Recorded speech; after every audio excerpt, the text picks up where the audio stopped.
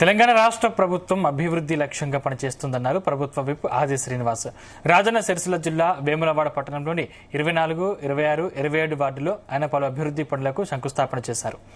4 కోట్ల రూపాయల నిధులతో సీసీ రోడ్లు, డ్రైనేజీల నిర్మాణానికి శ్రీకారం చుట్టారు. తెలంగాణ రాష్ట్ర ప్రభుత్వం అభివృద్ధి లక్ష్యంగా పనిచేస్తుందని సీఎం రేవంత్ రెడ్డి నాయకత్వంలో నియోజకవర్గాలు అభివృద్ధిలో ముందుకెళ్తున్నాయని విప్ పేర్కొన్నారు.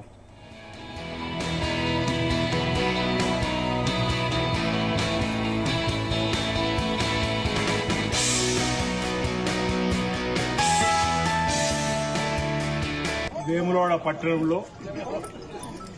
ఈరోజు 25, 26, 27, 28 4 వార్డులలో కనీస మౌలిక వసతులకు డ్రైనేజీల నిర్మాణము, సీసీ రోడ్ల నిర్మాణానికి భూమి పూజ కార్యక్రమాన్ని ఏర్పాటు చేసుకోవడం జరిగింది. వివిధ కాలనీలలో వివిధ వార్డులలో ఉన్నటువంటి సమస్యలన్నింటినీ కూడా ప్రభుత్వం దృష్టికి రాగానే ఆయా కాలనీ వాసులు ప్రధానంగా ఇక్కడ 25వ వార్డులో రాజీవ్ నగర్ పక్కనే మార్కెట్ సంబంధించినటువంటి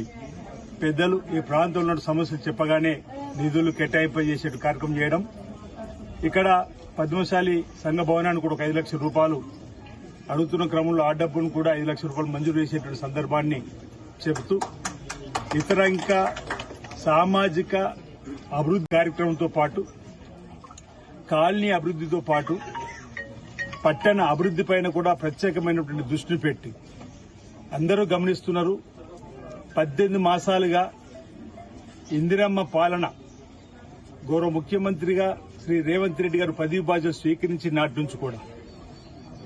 అనేకమైనటువంటి సంక్షేమ కార్యక్రమాలను గత ప్రభుత్వం